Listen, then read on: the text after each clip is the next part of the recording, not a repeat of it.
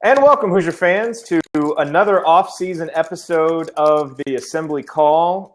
This will be our last, actually, pre-exhibition game episode of the Assembly Call. The next time that we join you, it will be after Indiana's game against Ottawa, which we're all very excited about. A revenge game for the Hoosiers, as Ottawa beat us last August. That's always interesting for an exhibition game.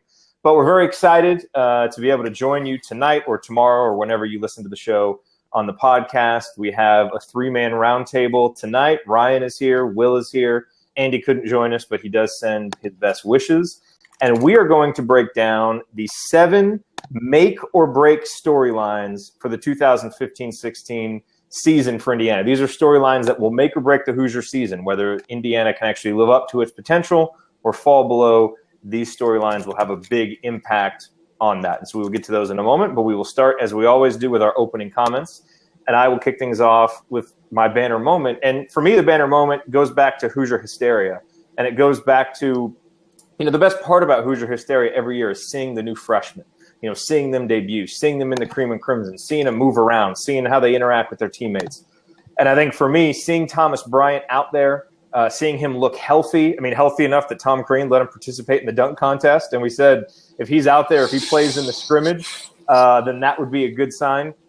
So I think seeing him and understanding how big of an issue an inside presence was last year, both a consistent scoring presence on the inside, but more importantly, someone to play defense, that to me, seeing that out there, hey, we don't know what this season will bring, but it gives Indiana at least a complete lineup that makes you think they can compete with any team that they will face all season long. So that is my banner moment.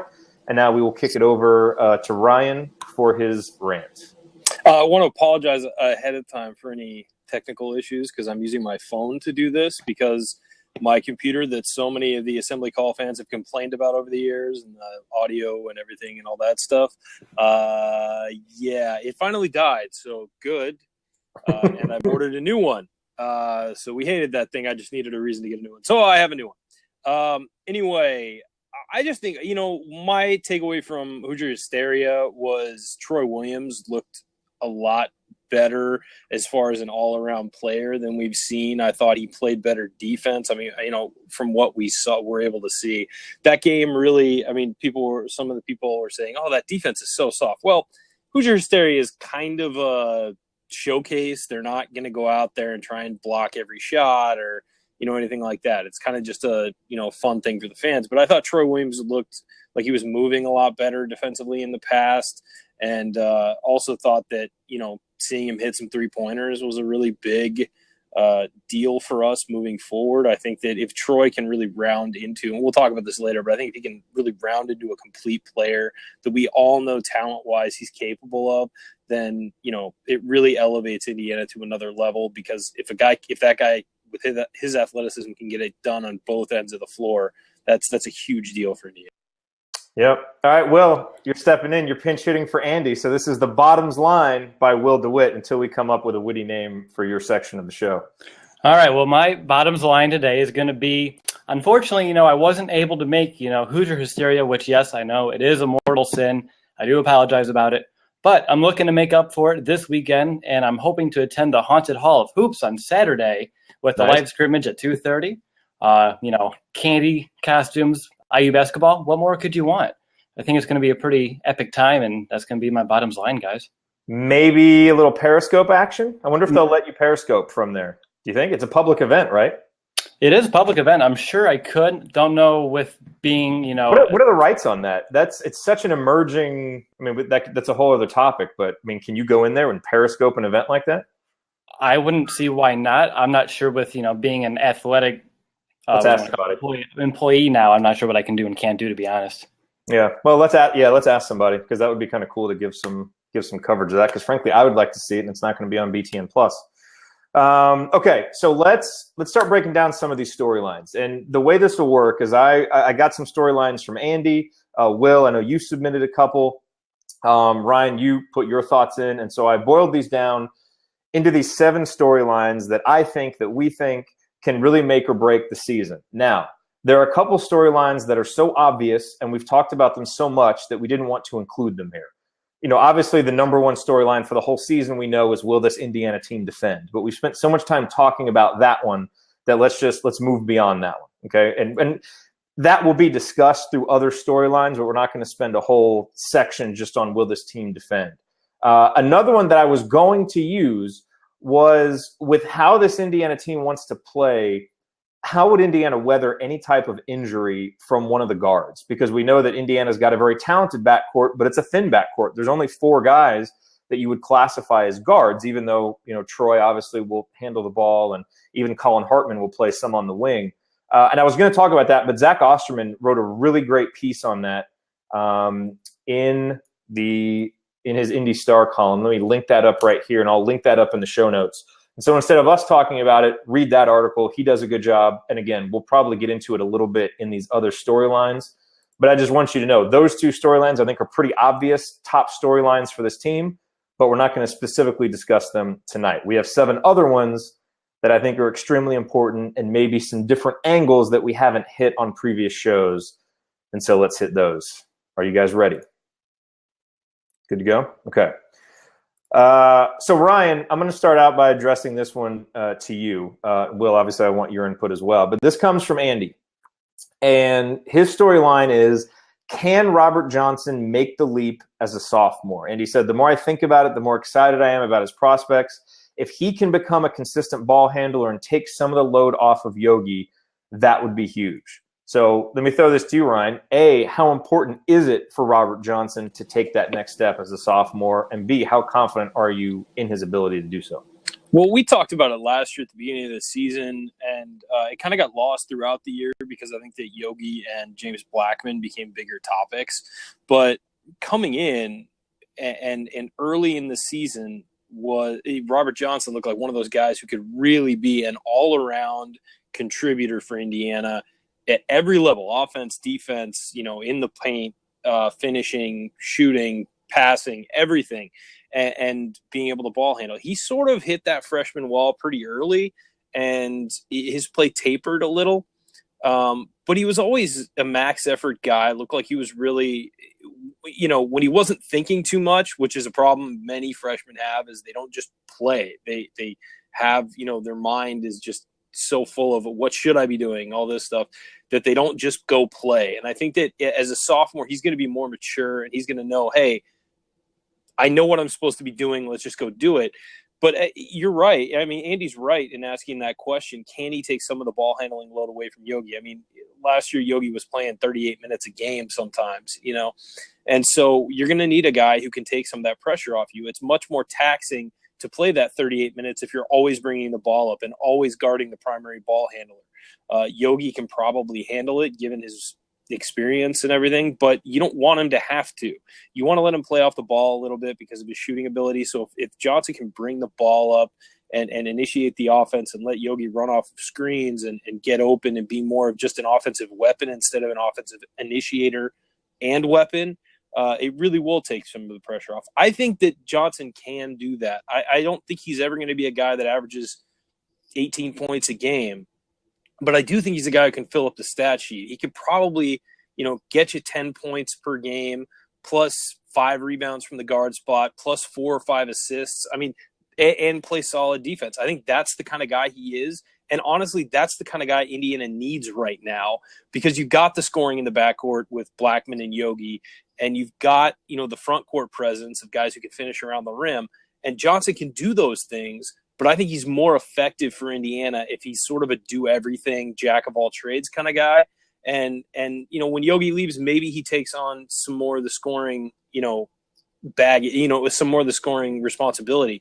But for now, I just want to see him be that guy that can kind of do-everything guard, who can be out there and, like Andy said, handle the ball, take some of the pressure off Yogi. We don't really have a pure backup point guard. And so having him out there being able to do that will just add to his, value to the team. And I think that as a sophomore, he's going to be able to do that. I think he knows the kind of player he is, and will have a much more defined role this year. He's an interesting guy to me because like IU fans have a lot of confidence in him, I think. And Alex mentioned this on an episode of Podcast on the Brink we did where, you look at the stats, only Stan Robinson had a lower offensive rating than Robert Johnson. And those two guys were by far lower than anybody else.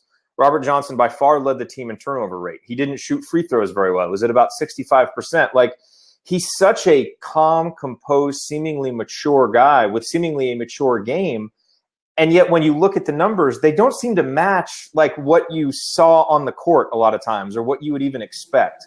And I think part of that is he was a freshman. He hit the wall. He would have, 3 turnovers in 5 possessions. Like, they would kind of come in bunches and then he would play solid otherwise. And I think that's why I agree. Like, I really expect him to be a more mature player, to be a more consistent player, because I know you don't want to spend too much time talking about body language and that kind of thing. And we've got a Bears fan on here, so he could tell us all about studying a key player's body language with your boy Cutler down there, Will. But, Robert's a guy that carries himself well on the court and maturely. And for whatever that means, it just gives you confidence that he's going to continue to progress, Yeah. I want to step in and just say that I agree with you. I think that we saw stretches of play from him last year that were atrocious. Like you said, 3 turnovers in 5 minutes, missed free throws, things like that. But then you'd see him also have stretches of 10 minutes where he was just really solid. Not necessarily a guy who took over a game, but just really solid stretches of play. And then you'd have times where he'd wind up hitting a couple threes in a row on possessions. And, because there's so much attention paid to the other guys on the perimeter, people would forget about him. And the guy is, he was a top recruit. He's a very highly regarded guy coming in, but maybe it just took him time to adjust to the college game. I mean, let's face it, not everyone's an All-American when they step on the floor in college. It takes time and development. And some of the best players take 2 years to develop. So I think he's a very much one of those classic Indiana players from the 90s or 80s who can do everything. He just needs to grow into the ability to do it. I think that the confidence in him is warranted because he never got too high, never got too low. You never saw him reacting on the court when things were going poorly. He just kind of absorbed everything and continued to go and continued to do his job, regardless of how he was playing at that moment. So I think that he's a guy you can have confidence in. Maybe it's a little irrational at this point, but he just exudes that sort of, okay, I screwed up. I'm not going to take it too hard. I'm not going to get too high or too low. I'm just going to keep playing. And quite frankly, his ability to not compound those mistakes this year will probably tell the difference. Because look, guys are going to throw bad passes. They're going to dribble the ball out of bounds. They're going to miss wide open shots. It's not doing that repetitively and not getting into a rut where that's what you're constantly doing that separates the good players from the bad players. So hopefully he can sort of flatten out his game this year and just be more consistent. And his freshman stat line was almost exactly the same as Greg Graham's, another guy who became one of those 4-year Indiana players that you mentioned. And Brian makes a great point in the chat that Robert really wasn't the same after that knee issue at the Ohio State game. Didn't he slip on like one of the cheerleaders' placards or something? And that kind of Will, any thoughts on Robert here before we move on to the next? Yeah, I have a few. I've been waiting to chime in here, guys. Got to jump in. Come on. You said you're going to swing it to me, so I was getting to wait to the swing pass. But all right. Anyway, short-term answer, like you said, do I think he can do it? Yes, I believe so. Is it going to make or break the season? I'm not too sure. A couple of things about Robert that I've been thinking about. Obviously, he's one of the more underrated players on this team, which is going to be good. The defensive focus to be somewhere else so he can have some nice quality shots there on the floor. He's a very humble guy. The last tweet that I saw him tweet out was, when you know God has great plans from you, #no noise, #November 13th. That got me excited, and I really like how, he just kind of presents himself in that very humble manner. And again, I do think he can do this because he shows the work ethic to improve all offseason. He went to Houston with Troy to work with John Lucas. He went back to Richmond, Virginia, worked with his high school coach. And, of course, obviously here in Bloomington, he's worked his ass off, to improve, day in and day out. And I'm really excited to see what he can do. Obviously, last year he started. He might, he shouldn't have possibly have been a starter last year. I don't think he was quite ready for that role just yet. This year with the, more depth on the team, I think he's going to probably come off on the bench in a role situation. And I think he's the type of guy who can accept a role and fulfill the role that he's given and, work on that. The next year after that, he can, come out as a starter. And then I think then we're going to start to see him succeed even more. And then 2 areas of improvement for Robert that I have is his ball handling and his defense, which obviously the whole team needs to improve as a whole. Yep. I mean, his development, I think, is going to be very, very important. And as Andy said, just someone who can take that load off of Yogi. So we will see. All right. That was storyline number 7. Will, storyline number 6 is actually yours. Do you want to introduce it or do you want me to? Which one is it? Thomas Bryant? Or Thomas Bryant. Yep. Sure. All right. So Thomas Bryant. All right. Storyline for Thomas Bryant. All right, so Thomas Bryant, he's ready to be the rim protector and shot blocker without getting into foul trouble. I'm not sure if he is. That's going to be the question. IU was ranked 207th last year in blocks, and our perimeter hasn't, yet to improve. Hopefully they can keep guys out of the lane, so his ability to help us climb in the block category is crucial. So I'm going to go ahead and start here. 2 things that I found out over the summer. He added 9 inches on his vertical, and he added 100 pounds on his squat. That's almost a foot, guys, that he added, to his vertical. That's pretty insane within just a short span of a few months. I think that's going to pay dividends, obviously, throughout the season. And also, I think this is going to help him, obviously, grab more boards on both ends of the floor. And then it's going to add to his potential production, and I think he can be a good rim protector. I think an underrated aspect of his game is going to be, his footwork and then his ability to shoot to 3. People kind of forget that Thomas Bryant, even though he's a big guy, can really shoot that deep ball. And so then people are going to have to, defend him a little different. They have to defend him all the way from the 3-point line, all the way through the paint, everywhere in between. I think that's just going to cause havoc for the defense. So I think that Thomas Bryant's ability to grab these boards, it's just going to, give the offense more possessions to obviously score more points and limit the defensive possessions, which obviously the less time Indiana's on defense, probably the better. Jared, I'm going to swing this to you. And I will gladly accept it. Look, I think Thomas Bryant is going to be a really good addition offensively. I think he runs the floor well. He does a lot of things. But this program doesn't take the next step because Thomas Bryant makes it marginally better offensively. I mean, this was already a top 10 offense. Thomas Bryant makes this program better by helping it leap from 240 whatever it was last year to the 83rd that Ken Pom has it at right now. And the only way that happens is if Thomas Bryant is on the floor using his 7'6" wingspan to alter shots. Because as much as we hope our perimeter defenders get better at keeping guys out of the lane, and I think they will, and I think there's reason to believe that with another year of experience, with just the focus that we're going to have on defense this year, I think we can expect that they will. But there's still going to be cracks. I mean, you're not going to just totally fix that sieve of a defense. So we've got to have someone down in the lane who has some awareness. I mean, Hunter Mosquera-Pray had all the physical ability in the world that Thomas Bryant has. The problem is he didn't know where to be. And I think Thomas Bryant seems to bring a little bit more awareness and a more consistent motor. His challenge will be, if he's challenged at the rim a lot, can he defend without getting into foul trouble? Because behind him, there is some, there's some size, there's some heft in Max Bielfeldt and Juwan Morgan, but those guys aren't rim protectors per se. I don't think they're going to be altering a lot of shots. And so I think that's where Thomas Bryant is so important. And for everything he does on offense, all that stuff, I think for Indiana, these are make or break storylines. For Indiana to be a team that can be in the Elite Eight, challenge for a Final Four, challenge at the top of the Big Ten, Thomas Bryant has got to be the anchor on defense. I mean, I think that's the bottom line, the impact he's got to have for this program to do what it hopes to do.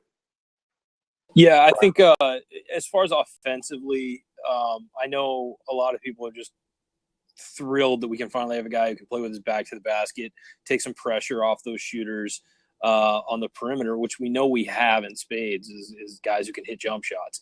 Now it's about, them not being able to be doubled every time they drive, things like that. So what Bryant's biggest value the biggest value Bryant can provide offensively, though, is running the floor.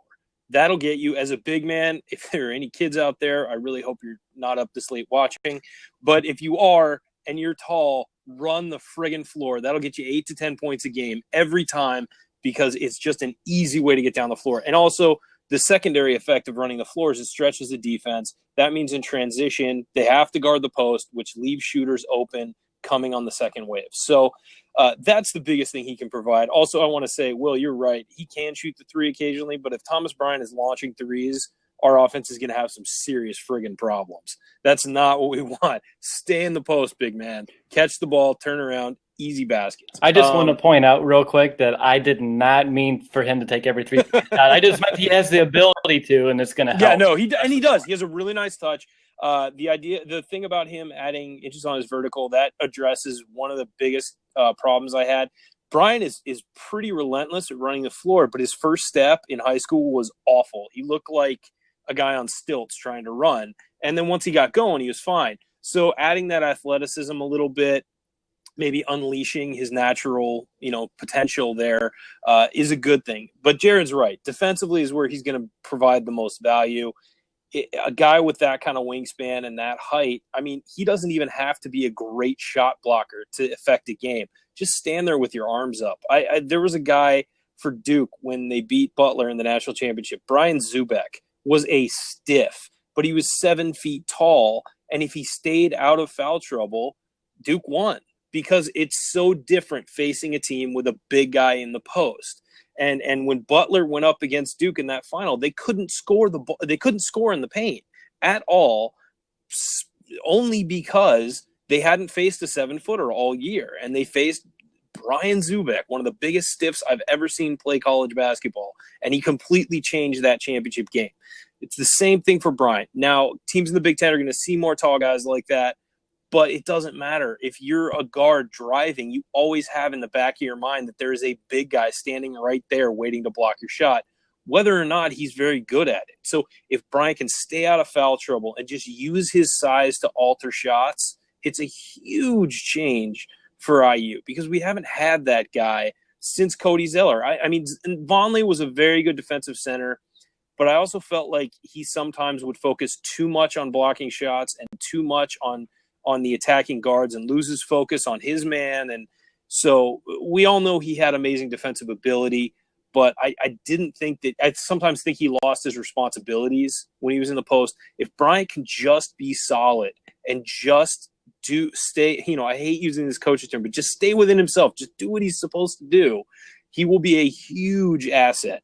And the key, as Jared said, is staying on the floor. That is the key. And getting 25 to 27 minutes a game. I actually think that Juwan Morgan is going to be a pretty good defensive player. He doesn't have Bryant's size, but I think he's a very smart player. And he's a guy who, again, he'll do dirty. Yeah, and he's going to develop over the years. And Bielfeldt will be that guy this year too. He's going to work, and he's going to make it tough on guys. But Bryant's size is the difference, and he just needs to stay on the floor.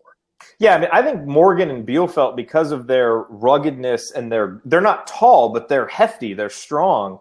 Like they're classic Big Ten players. They're right, just those guys that will mix it up. Because we spent so much time watching opposing postmen just go and park their ass on the block and just get the ball. I think at least Morgan and Bielfeldt will make it hard for guys to get the position that they want, and at least make it hard for entry passes to go in. And I don't know that they'll block a lot of shots, but just their physicality will make it harder for guys to be comfortable. And that's the thing that this team did not do almost ever on defense, is make teams uncomfortable. I mean, we make teams uncomfortable all the time on offense because of the mismatches and the movement and all that. But then on defense, teams just do whatever they want. And at least with what those two guys will bring, I think, is a ruggedness, bumping guys on screens, a little nastiness down there. To just because that's what you have to do against offenses. Because why do we struggle against Michigan State offensively? Because they make us uncomfortable. They make Troy Williams uncomfortable when he goes into a shell against Michigan State. And that's we need to do against other teams that we have not done. In the Big Ten, when you play a Big Ten game, the next day your opponents should wake up with bruises and they should wake up needing to ice their entire body. That's what Michigan State does so well, and that's why they're always competitive. It's not dirty, hammering and things like that, but you played a game the night before. And that's the kind of thing that those two guys will provide this year. Juwan Morgan, I mean, he still needs to get, fill out a little bit. He's 18, he still needs to fill out a little bit. But Bielfeldt is that guy who will do that for us and just sort of be that bigger body off the bench who can, knock around with guys. So I agree. I think that the key for those guys to be effective will just be, use their time on the court wisely. They're not going to be starting. Use the time on the court at the best of their ability on both ends of the floor, and make those teams know they have somebody in front of them who is not going to make it easy on them. Will, you want the final word on this one before we move on? You guys brought up Juwan a little bit, and you mentioned how he's a smart player. Well, I have him in class, and he just did a presentation with a group, and he didn't have any note cards, and he had everything pinpoint down and just Really spout out all the information. So he's a smart kid. I'm excited to watch him play. I love that guy, man. I do love too. that guy. I tell you what, I was watching his comments after Hoosier Hysteria on Inside the Hall. They've got him. And look, I know that this doesn't really mean anything for on the court, but for a freshman to look reporters right in the eye and be so composed with what he said, there's a maturity level that demands. And, we'll see how he is as a player, but from his comments and his disposition, he is a mature guy. And for a program that has lacked maturity, I think it's really nice to bring a guy like that into the program who just seems to get it. And I'm glad you shared that story, Will, because that furthers that. Remember last year when IU was going through all its struggles, he's the guy who said, no, that makes me more excited about being there and changing the culture and, being involved and getting in there and being a part of it. When people are saying, well, what do you think about this? Are you reconsidering Indiana? And he said, no, that makes me want to get, it's was that my phone? We lost you there for a sorry. second. So it's a big deal. His personality is, one of the key factors I liked about him. And the more I see him on the court, I'm sort of like, oh, well, his game matches that personality. Yeah. If I'm not mistaken, really quick, there's one more thing. I apologize, but I think he's from a military background, and I think that's obviously paying dividends for sure. Yeah. There you go. Well, see, that's what you got to do, man. Just jump right in. I like that. That's how this goes. Okay. Storyline number 5. Now, I had a couple. So when I was kind of putting these together, I ended up with several storylines about Troy and James Blackman Jr., but a lot of them seem to be storylines we've talked about. Can Troy, and we lost Ryan there for a second, can Troy make that leap like Oladipo did from a sophomore to his junior year? And a lot of people have spent time talking about his improved three-point shooting after Hoosier Hysteria. We've talked about James Blackman Jr. Will he defend? Will he be healthy? All that stuff. We know all of those things are important. But here's the angle that I want to take for Troy and James Blackman Jr., because I think ultimately, if we can answer this question, a lot of the other questions will be answered. And here it is. Can Troy and James be counted on in big games? Because when I think back to last season, what I think about are, Troy made a big leap in consistency from his freshman to his sophomore year. But when Indiana really needed him, against Michigan State, in the I think it was the Big Ten opener or an early season game, and then towards the end of the season when we needed that win at home, Troy was nowhere to be found. And in games against teams like Michigan State, where they really played physical, they would take him out of the game and he was a no-show. And for him to be an all Big Ten type player, make a leap as a junior, he has got to be consistent, and Indiana has to be able to count on him in big games. Same with James Blackman. There were times where he was a good to great scorer, but you could not count on him from game to game. You really didn't know which guy was going to show up, if it was going to be 1 for 12 James or 8 for 12 James. And the one thing he did do relatively consistently was rebound, but that wasn't, rugged rebounding on the end of a great defensive possession. It was more go get a rebound, but I don't think that was indicative of tough guard play. I think it was just he's a smart, aware basketball player and would put him in position to get rebounds. And that's great. But we need a mentality from him and from Troy that, especially in the tough games against the tough teams, that those guys are going to play. They'll deal with being bumped. They'll deal with, anything, but they are going to contribute in a positive way. And there were too many games last year where they were just oceans of nothingness. And I think when we're talking about make or break storylines, that means, that this team is competing against the Michigan States, competing against, Purdue.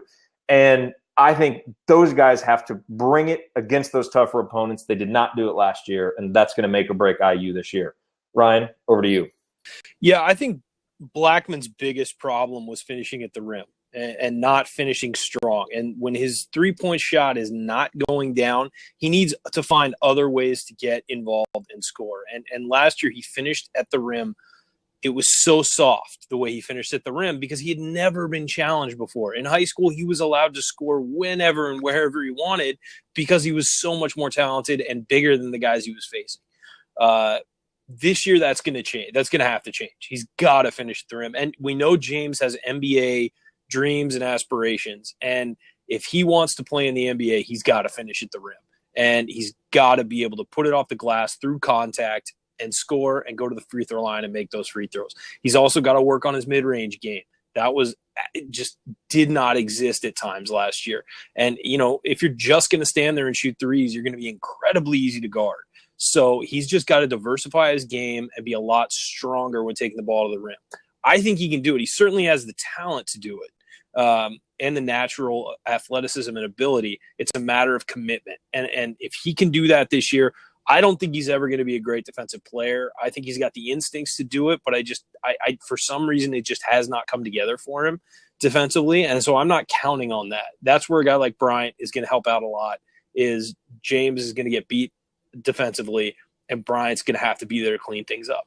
As for Troy, as I said in the beginning, in my opening statement, Troy's development into an all-around player, we all know he has the ability to do it. He's athletic as all get out. He's got good instincts. Offensively, those instincts have just exploded last year. He needs those instincts defensively. He needs to be more of a leader on the floor. We need to see no off-the-court stuff with him. We just need him to focus on basketball and becoming a better player and sort of do that Oladipo lock-in that happened in Oladipo's third year. He could shoot. We know Troy can shoot a three occasionally now. It's so funny because sometimes he'll shoot. Last year he would shoot a three and it'd be like, Troy, what are you doing? That was so ugly. And other times he'd line up after a kick out and just shoot a perfect release three down, nothing but net, like amazing, and you're like, wow, he can actually do that, and so if he can develop more consistency there, develop more consistency on the defensive end, that's going to change Indiana from, a team that could compete, that could win a lot of games in the Big Ten and possibly, be a top four finisher to, a team that could really make a run. And he needs to develop that consistency. And it's the same with Blackman. They both just need to be more consistent and focused on winning, not focused on, here, let me make a great play. It's got to be a focus on winning basketball games and being better teammates on the floor. And that those two guys playing well takes so much pressure off of Yogi that, it changes the dynamic of the offense completely. So just as important as Thomas Bryant offensively changing sort of the way our spacing works and the way defenses have to attack Indiana, those guys completely change, their focus on Yogi and and some of the other guys around the court. So again, just consistency and focus on winning basketball games. That's what needs and the timing of their performances. Because like with James, I think his 15-point scoring average is good, but it's a little misleading. Yes. So I think it's the timing for those guys too. Will. Oh, Ryan, do you have a? I was just going to say, yeah, no, that's perfectly illustrated. If you go off for 30 in one game and 0 the next, your average is 15 points, and you look like, hey, not bad. Well, yeah. No, it needs to be consistent, and you're right, and it's consistency on both ends of the floor. Yep. All right, so Ryan, you kind of took, pretty much the words out of my mouth. I think they have the ability to. Obviously, it's the consistency and the work ethic to do it. The one thing that you didn't touch on that I think that we should probably touch on about these two is probably the turnovers. I know Troy, he led the team in turnovers last year, and I think it is part of his flashy personality and how he likes to make those big highlight plays, which is fine. I love to watch him, and I'm sure you two do as well. But obviously, he needs to be a little bit more sound with the ball. And, if you need to make the extra pass, to get the easy bucket, for the better of the team, it's probably good to do that. Other than that, it's really just like Ryan said, consistency and willpower to do it. Should we lean on him right away? You probably can do it during non-conference play, for some of the games, but it's really just going to depend on how they develop through the season. And with James, too, we have to see how that knee holds up. I know he's healthy now, but, playing basketball is going to be a little bit different than practicing. Yeah, no, they've been saying he's 100%, but I wonder if he's really back to 100%. I feel like it may take a little longer, but we'll see, and that the proof will be when the games start to count, and he's putting max effort out there. We'll see where he's at. And the one thing you don't know about that, it's not just when he comes back to 100% physically, but when is he back mentally and rhythm, all of those things, because missing time in the offseason, unfortunately, especially for a shooter like him, can kind of take you out of it. Okay. So let me just jump in real quick. Yeah. On a knee injury, the key isn't necessarily when it's healthy, it's when you trust it. And having gone through several, So it really is going to it might take some time for him to be playing full minutes and playing up to his capability. I don't think people should panic if early in the season he just looks a little off. That's probably going to take some time. But, everyone seems to think that he should be fine. So that's a positive. But, yeah, I think we're going to have to give him a little bit of time to ease back into it. Let's remind us of that when we get into these post-game shows early in the year. I will. When you and Andy are screaming, I'll be like, voice of reason, voice of reason, voice of reason. When we're reminiscing about Stan Robinson. And, yeah. All right. Okay. Here we go. Storyline number 4 that will make or break, that could make or break the 2015-16 season. This one was submitted by Andy. The backcourt and wings for this team are all pretty much the same from last year. I mean, Yogi, James, Robert Johnson, Troy, Colin Hartman, Nick Zeisloft. Those guys are all the same, have played together for a full season. And it's like all the front court guys are new, right? With Brian and Max Bielfeldt, Juwan Morgan, even OG Anunoby, if he gets in there. So, Ryan, let me send this to you first. How the storyline is, can these new big guys mesh with the older, experienced backcourt guys? Because, the backcourt guys got into a rhythm with how they wanted to play last year, and a lot of times ended up playing without a whole lot of help inside. But now you've got some guys, I know Max Bielfeldt likes to pop out and shoot threes, and Bryant's got an inside-outside game, and that should help. And, we'll see about that. But do you at all see any type of challenge meshing with how this team wants to play? All these guys that are, have that chemistry playing together in the backcourt, and all these guys up front who are new. How big of a challenge will that be? Quite frankly, it's not. I don't know why I'm echoing. You sound fine to me. Okay. What's weird here is that getting rid of that backcourt or the front court, I mean, isn't really a bad thing. They were terrible last year, and the two sides didn't really mesh very well then. So I don't think that there's a problem with these guys, meshing with the backcourt and sort of working together and all that stuff, because they didn't really work that well together last year. So I don't know. I don't think that's really as big a deal as people make of it. I think all those guys, they want to play, they want to work hard. So,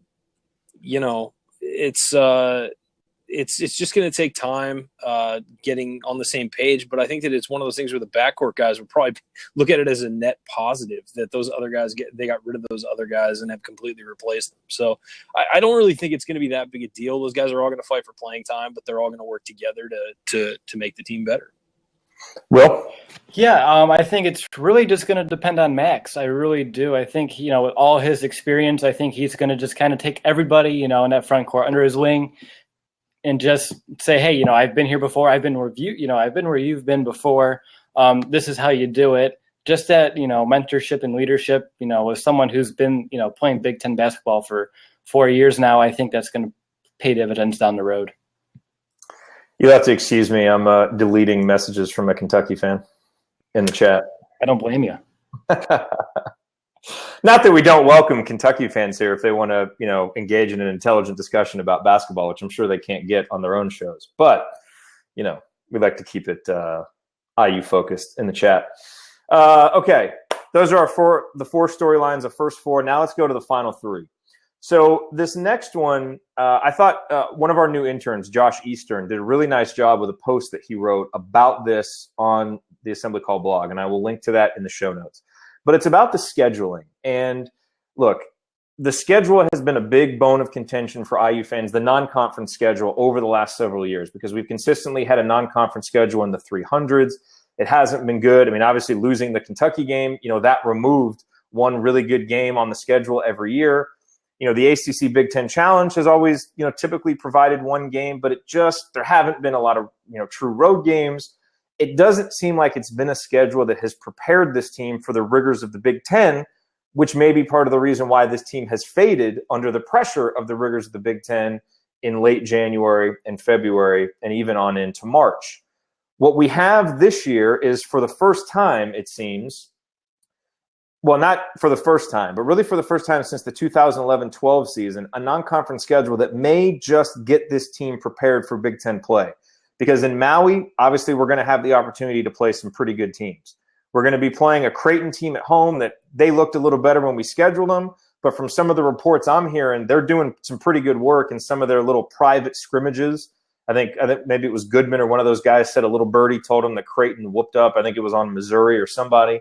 So, they may be a little bit better than we think. But what's better is the true road game at Duke, Maui, playing a Notre Dame team. It looks like a schedule that is going to be better. And, when I look at this team, this year's team, you just look at kind of their profile and, the KenPom rankings that came out, he's got Indiana basically at 13th, third offensively, 83rd defensively. If you go back and look at that 2011-12 team, they had the exact same profile almost. They were 5th or 6th offensively, 83rd, 84th defensively. I think what people forget about that team, they talk about the Kentucky win, but before the Kentucky game were true road games at Evansville and at NC State. And I think it was Cody Zeller, when we talked to him on Podcast on the Brink, talked about how important that NC State game was to building that team's togetherness, building their belief, building their confidence. And so perhaps a tournament like Maui, that kind of opportunity could provide something similar. Obviously, the game at Duke is going to provide a huge opportunity. But I think that's the question. And that's what's going to make or break the season for Indiana is, will this non-conference schedule, be better like we think it is? And if it is, will that then help prepare this team, give them the grit, help them develop the mentality that they're going to need in the Big Ten season? Will, your thoughts on the impact of the schedule? No, I don't think it's, first thought is I don't think it's going to hurt. I think they're going to embrace the challenge. And I think obviously by playing the better teams, they're going to develop that sort of mental toughness, physical toughness that they're going to need later in the Big Ten season and probably the tournament as well. I just think they just need to learn the lesson and learn from the teams that they play, learn their weaknesses and learn how to work on them. I think that's going to be probably the biggest challenge for them. But the mindset of this team, from what I understand, is going to be that they will embrace it and then they will want to learn and they will want to keep growing throughout the season. And I definitely think it's just going to help them as they go along. Yeah, and Brian mentions here in the chat, you can't have a tough non-conference schedule with the Big Ten. And that's true. I mean, it's true in a sense because, you can't beat yourself up and you can't, you've got to set yourself up for success. And there's going to be the rigors of the Big Ten. You need to accumulate a certain amount of wins and you need to do all of those things. But I just, I wonder, you need some of those games against the lower teams where you can get your entire bench in there, let all the guys play.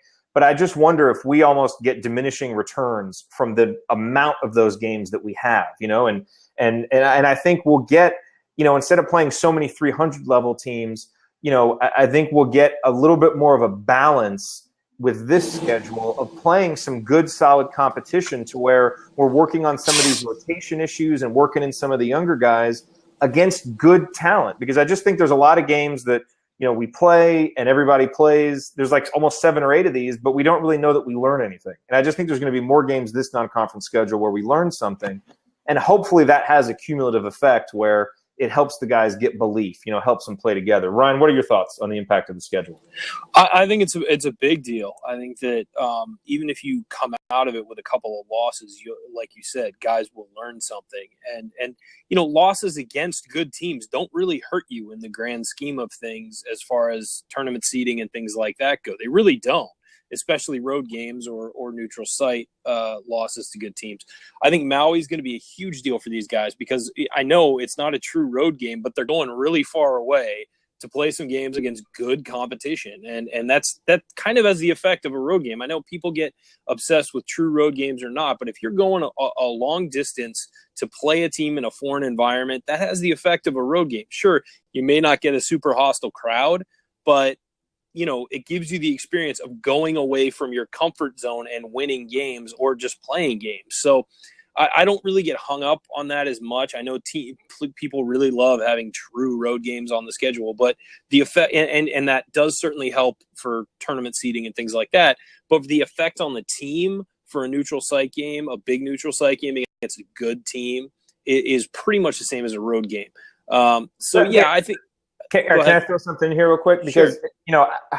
I agree with you, but if we just look at the empirical evidence, right? Like we've had one schedule in the Tom Crean era where we played some true road games, and that was the 2011-12 team. at Evansville, at NC State, even before the Kentucky game. That is the only team in Crean's era that has actually peaked at the end of the season. Now, I'm not saying there's a direct correlation between those early games in November and what ended up happening, but that by the numbers was the toughest schedule that this team has played. And I just wonder if there's something to it, to the fact that that team seemed more prepared to play consistently in the Big Ten, because even the team the next year that won the Big Ten, you know, they won some of those games at the end of the year, but they were not playing their best basketball. They were kind of holding on for dear life to win it. And I just wonder if playing a little bit of a tougher schedule in the non-conference that year kind of helped that team build the belief, build the togetherness that carried through. Well, one of those games was the Big Ten ACC Challenge, which is the same as we get this year. The NC State game was a road game because of the challenge. So the only real true road game was Evansville. If you're looking at it, well, NC State game is still a true road game. It's just that but as schedule that way. Yeah. So I do think that has an effect, and I think it's a positive thing. But what I'm trying to say is that I don't think that having a neutral site game is bad or is just like another home game. You know, a lot of people, some people just discount them, and I don't think that's fair. Now, is it exactly the same as going to a hostile environment? Well, yeah, but how hostile is the Evansville environment going to be? Most of those people were probably IU fans anyway. I think at Duke will prepare us just fine for hostile. I agree. See, I agree. I think that's a great thing for this team, especially early in the season, to get that road game. You know, they may not win, but and they probably won't be favored at the time. But at the same time, getting that experience to know, hey, if we compete with these guys on the road in this environment, we can probably compete with anybody. So, in any road situation. So, yeah, of course, the tougher schedule with more travel and bigger ticket games early on is great. And it prepares you for the Big Ten, so you're not overwhelmed early on when you have to go into Michigan State or Purdue or, one of those hostile environments. So I think it's a net positive. And again, if you lose to good teams early in the season, it typically doesn't hurt you. As far as RPI or tournament seeding and things like that, it really doesn't hurt you that much. So what does hurt you is if you drop one to a really bad team, as we have done in the past. So it's better to just, go after those guys, go after those games early in the season. Yep. All right. You guys ready for the final two epic storylines that will make or break the 2015-16 season? All right. Number 2. And these two are somewhat related, but we're going to go real specific here with number 2. And it is Yogi Ferrell ready to lead? Because I really think that the ceiling of this team depends on how good Yogi is as a leader, both just in terms of his performance on the court, but also in his ability to lead by both example, vocally, in all of the different situations that this Indiana team is going to find it in this year. And the reason why I ask this as a question, it's interesting because Yogi has had such a polarizing career in a lot of ways because he's been so good, and it does seem like at times he's been a very good leader, and yet we have to contrast that with comments made by his own coach earlier this offseason publicly that if he has a leader in his locker room, he doesn't know who it is, which is a really interesting / strange thing to have said about, or to have inferred about a senior point guard going into his final year, and we put together, Will, you and I did a lot of work on this 50 Greatest Hoosiers content series, and when you start looking at those guys that are in the top 20, the top 25, there aren't a whole lot of guys up there that you ever question their leadership. And I think, Yogi is a guy that by however you rate IU players, he has put himself in a position going into his senior season to move into maybe not the upper echelon, but certainly into the upper echelon of IU players. I mean, certainly statistically he will be there. Now, how far he goes beyond that will depend on what this team wins, what they accomplish, and how much of that we attribute to him both quantitatively and qualitatively. And I think Yogi is just a guy that there's been questions that just have seemed to come up during his career about his leadership. And now it's time to put up or shut up when it comes to that. And so, and we had a really good conversation with Zach Osterman about this on, the recent episode of Podcast on the Brink, because I think Yogi's got it in him. And I think that's part of why we all, I just think we've always kind of been expecting a little more. And that's the question. Is he ready to grow into that role now as a senior after clearly being called out by his coach in the offseason.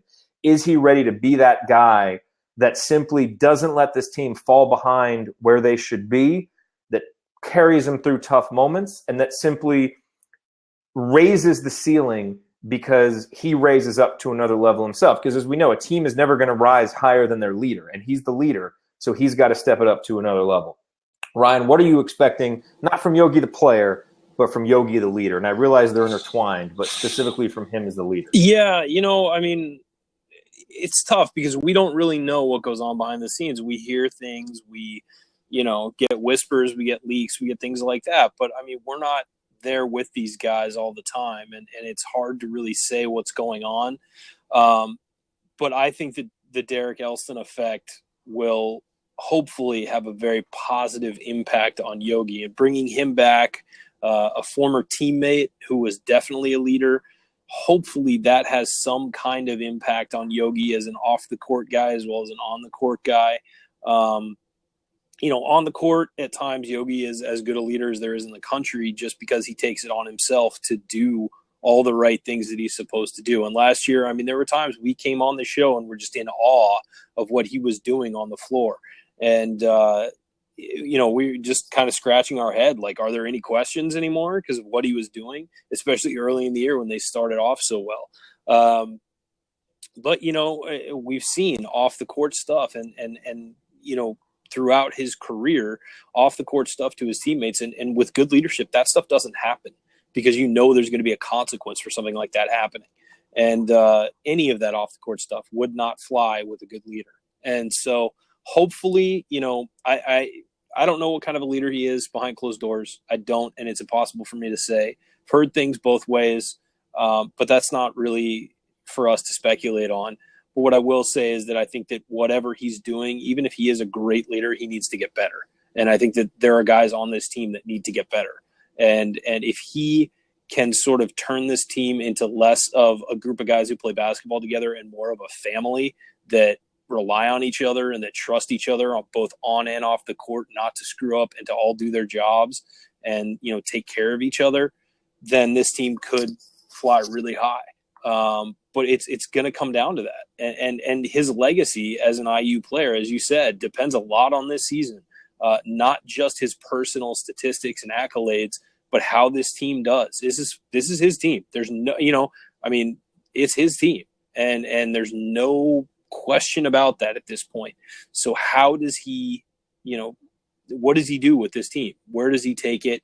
And where does his leadership, pull this team to this year? So, it's a great question, and we're going to, it's hard to speculate on what's going to happen, but we'll know shortly. That's why it's make or break. I know. And it's one of those things where it really is. And I think that his impact on this team, on and off the court, will be huge this year, one way or the other.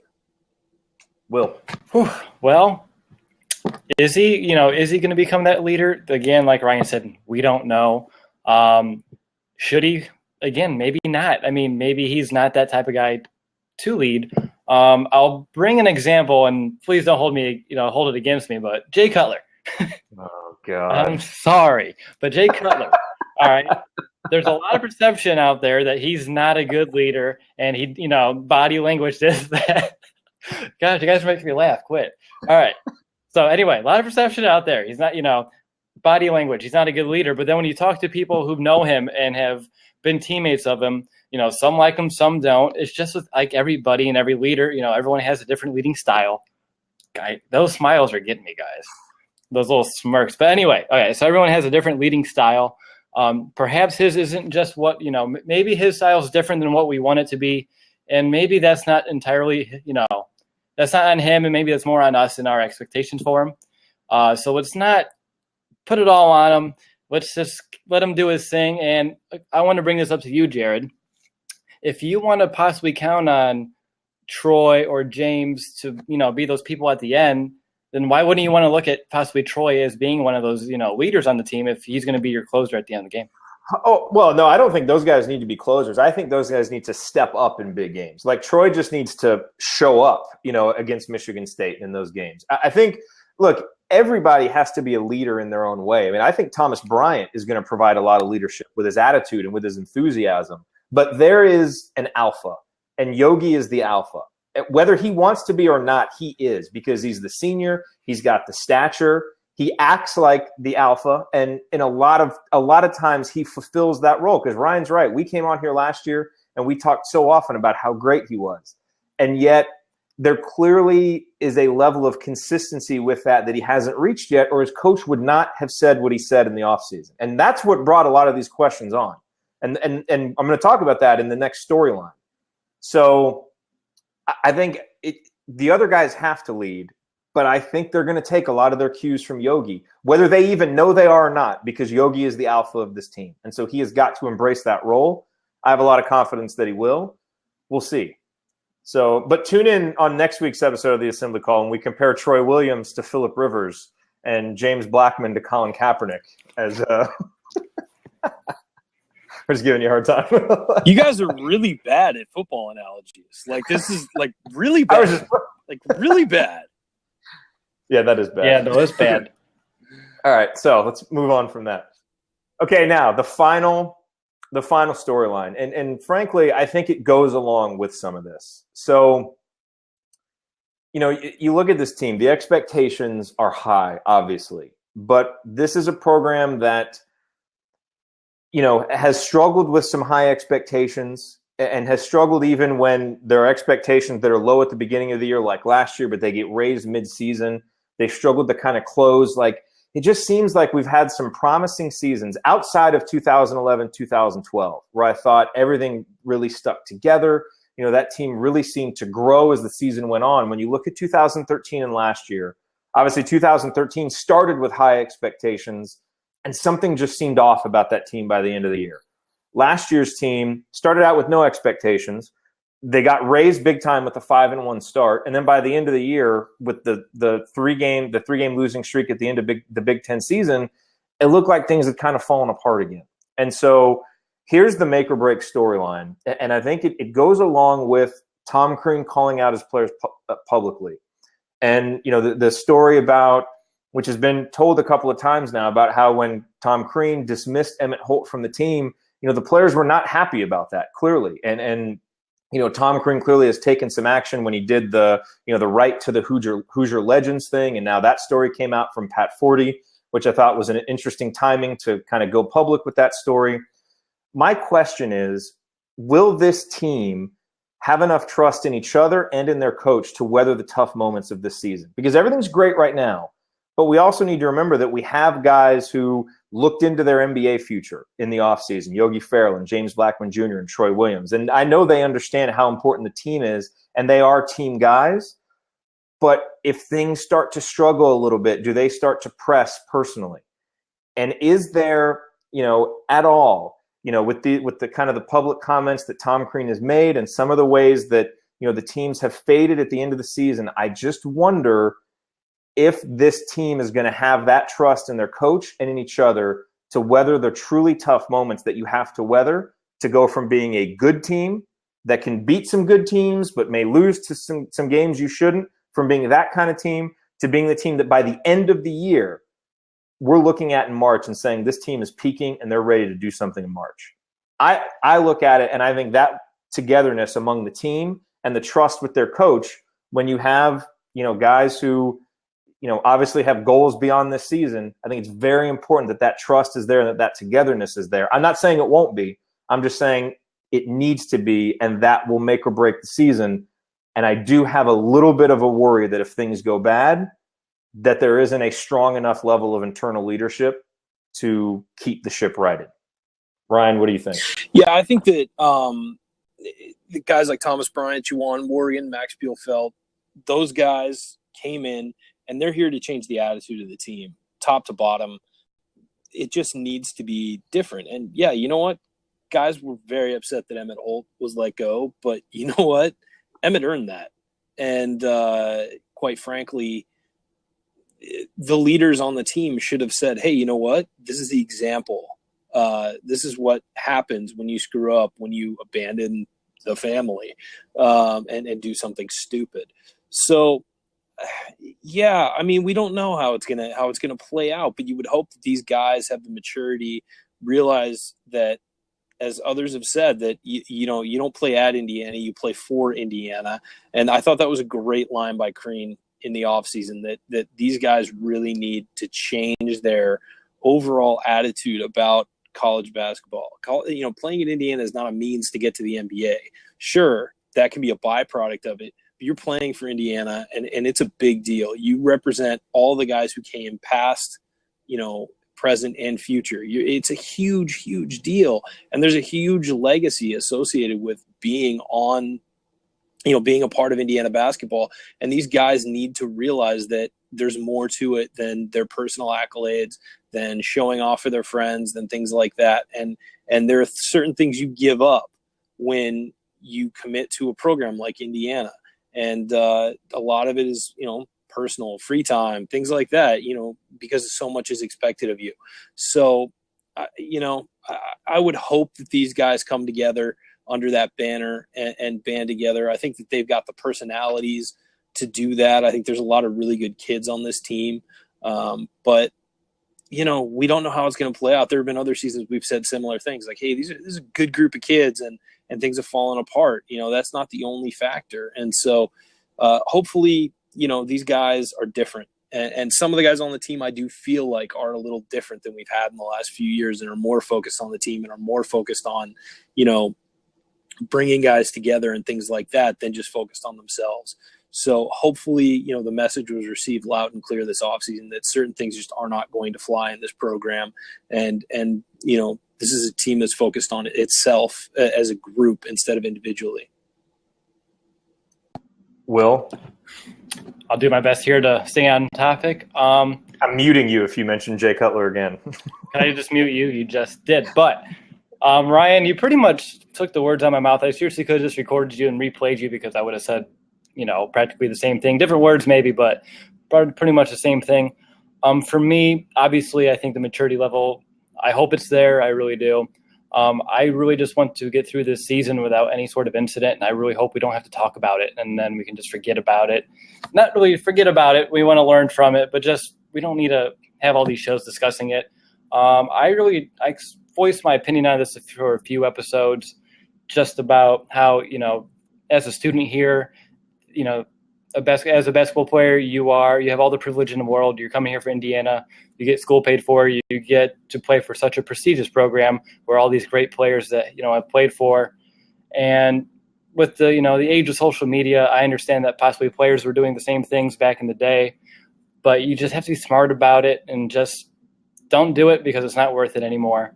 And, you know, just abide your time, enjoy basketball. That's what you're here to do. Keep honing your skills. But to get back to the point of the make or breakness, I think they do have what it takes to gel together. Like Ryan said, a lot of good personalities on this team, and I do think throughout the season we're going to see that they're really going to become that family that we want them to be.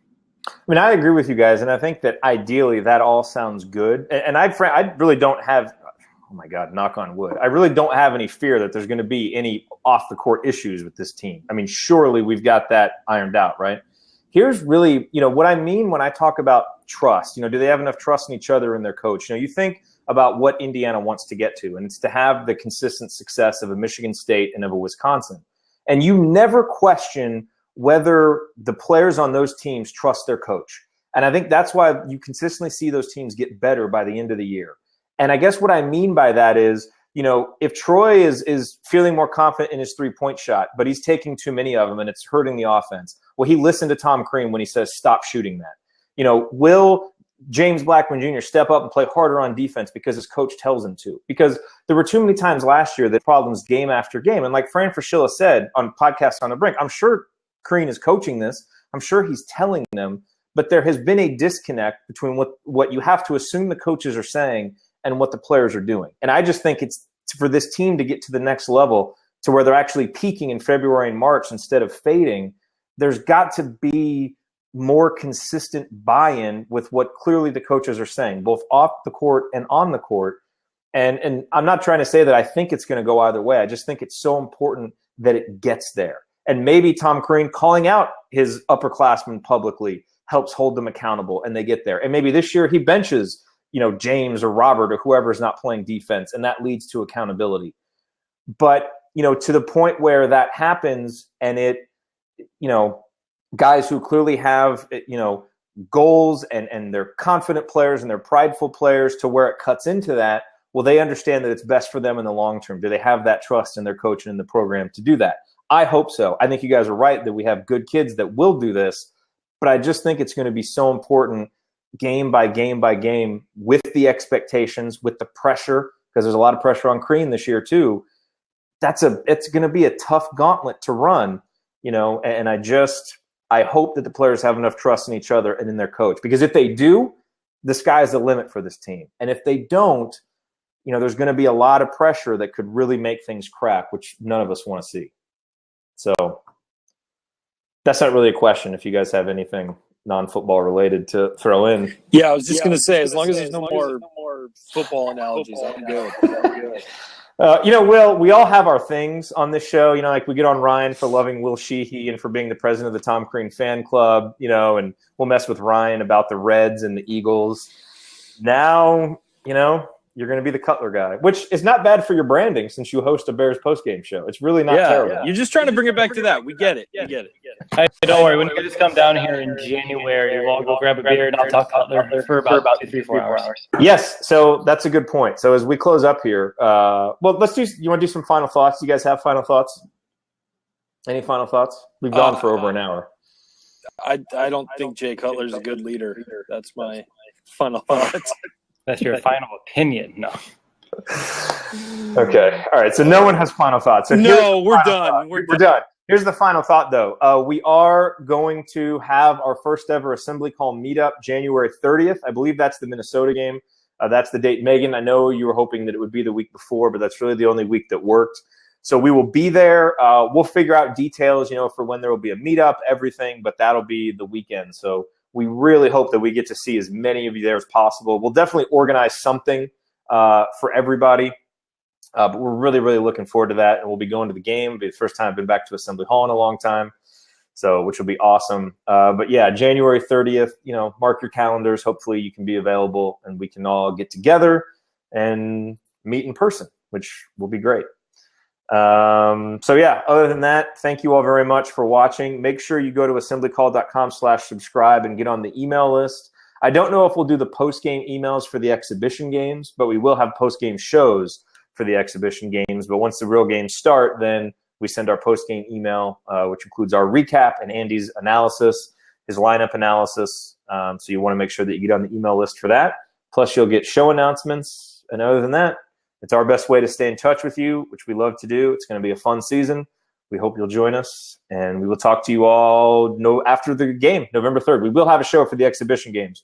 They're on BTN Plus, so they're not on TV, but we'll have our accounts. We'll be watching. So if you can't watch, or if you can and you want analysis, go to assemblycall.com/live as soon as the games end. We'll talk to you all then. See you.